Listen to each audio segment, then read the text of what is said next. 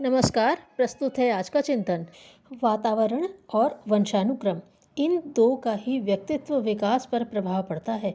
विकसित वयस्क तथा प्रौढ़ लोगों में तो ऐसी सामर्थ्य भी होती है कि वे अपनी आंतरिक संगति की स्वयं व्यवस्था कर लें। स्वाध्याय, साधना तथा चिंतन मनन के रूप में वे ऐसा कर सकते हैं और बाहरी वातावरण के प्रभाव से बड़ी सीमा तक मुक्त रह सकते हैं। किंतु बच्चों में ऐसी सामर्थ्य और समझ नहीं होती। उनके व्यक्तित्व पर तो वातावरण और संगति का ही प्रमुख प्रभाव पड़ता है। इसीलिए अपने बच्चे को सुविकसित देखने के आकांक्षी प्रत्येक अभिभावक को बच्चों की सत्संगति का ध्यान रखना आवश्यक है और उतना ही आवश्यक है उन्हें कुसंगति से दूर रखने की सतर्कता बरतना। पौधे खाद और पानी देने से बढ़ते हैं। प्रवृत्तियों को प्रोत्साहन मिलने से वे पनपती हैं। भली और बुरी दोनों ही प्रकार की प्रवृत्तियां बच्चे के भीतर रहती हैं। उनमें से जिन्हें विकसित होने का अवसर मिलता है वे बढ़ती और फलती फूलती हैं।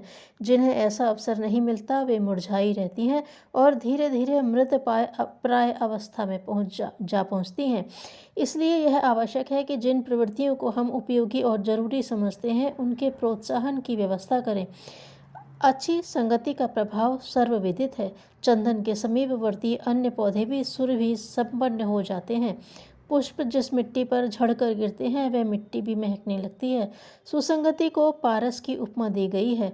लोहा पारसमणि को छूकर सोना बन जाता है, उसी प्रकार सत्संगति से साधारण व्यक्तित्व में भी विशेषताएं उभर आती हैं।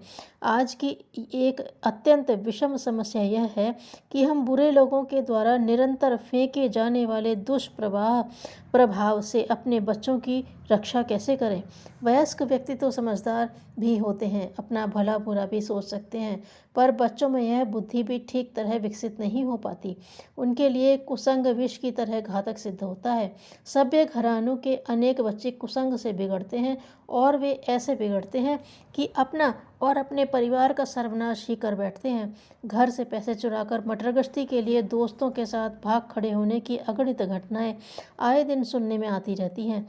घर में छोटी मोटी कहासुनी हो जाने पर भाग जाते हैं तो यह तो एक बहाना ही होता है। वस्तुतः पहले से ही दोस्त लोग स्वेच्छाचार की शिक्षा उन्हें देते रहते हैं और कोई छोटी मोटी नाराज़गी का कारण प्रस्तुत होते ही वह शिक्षा सार्थक हो जाती है। कितने ही लड़के घर रहते हुए भी आवारागर्दी में दिन बिताते हैं। दूसरे आवारा लड़कों का साथ ही इसका प्रमुख कारण होता है। असंतोष उत्पन्न करने वालों, कलह भड़काने वालों, निराशा एवं खिन्नता उत्पन्न करने वालों के तौर तरीके ऐसे होते हैं जिनके कारण बने घर बिगड़ते देखे गए हैं। बिच्छू और कांतर से जिस प्रकार सावधान रहा जाता है उसी प्रकार कुसंग से भी बचाव रखना चाहिए। किशोरावस्था में तो विशेषकर कुसंगति से ही यौन दुष्प्रवृत्तियों का प्रारंभ होता है और तब अपराधी स्वभाव का विकास होता ही चला जाता है।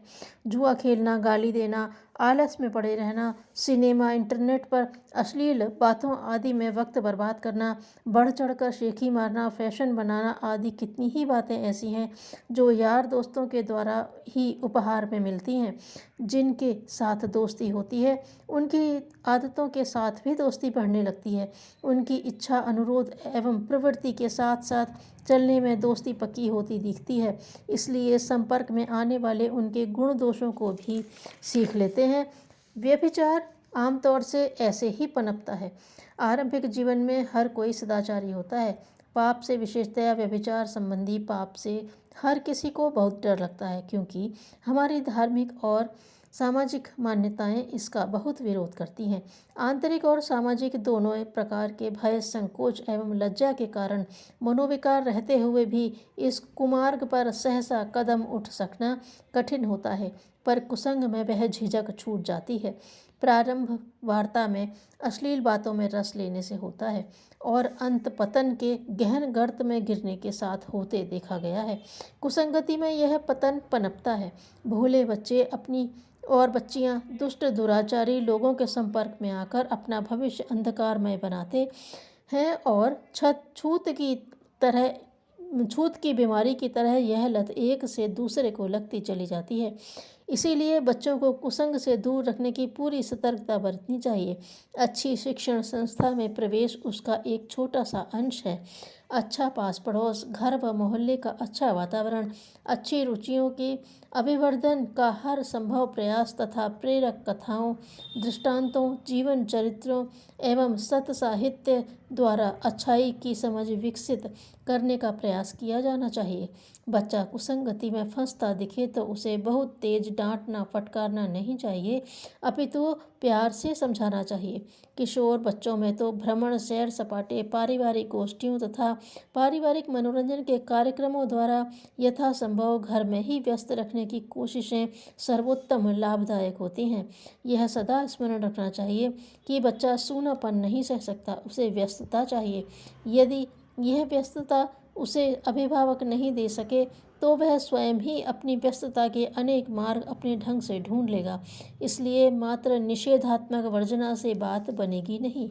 बच्चे को यदि सचमुच कुसंगति से बचाना है तो उसे अच्छी संगति सुलभ कराने की विधेयात्मक व्यवस्था भी करनी चाहिए। यदि व्यक्तित्व में शालीनता का समावेश न आया तो फिर पढ़ने में समय नष्ट करने से क्या लाभ। धन्यवाद।